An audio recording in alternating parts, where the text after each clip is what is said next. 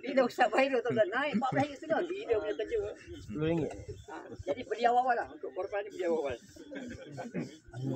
Sebab ni kalau kena ni pisau tersik potong, insya-Allah tak masuk. Dan dia ada getah, tuan-tuan boleh manfaatkan tarik tali lembu ke apa, tak ada masalah. Okey. Penting, kalau tuan-tuan pakai sarung tangan, tuan-tuan boleh tarik urat tu. Kalau tak jari tuan-tuan nak tarik tanpa sarung tangan, dia akan licin. Susah. Itu boleh potong jari. Pengalaman Ustaz banyak sungguh potong jari ni. Itu tak pasal kena ada sarung tangan. Kasutnya kena ada. Okey. Okey, itu elemen dia. Baik, penyembelih. Penyembelih ni yang Nabi ajar iaitu rusuk kiri kita. Yang tadi Ustaz sebut dah daripada Anas bin Malik tu. Bukan pijak dah. Bawah tadi abang kita tadi ya. Letak bawah macam ni.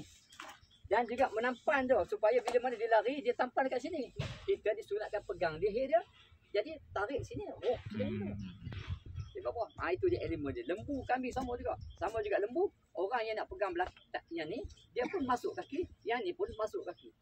Jadi elemen-elemen yang lagi baik tu nak kena jagalah dalam khas pilihan. Sebab itu dalam kemudaratan saya sebut la darara wala dirara. Ya, kemudaratan itu. Penting. Okey, itu jaga.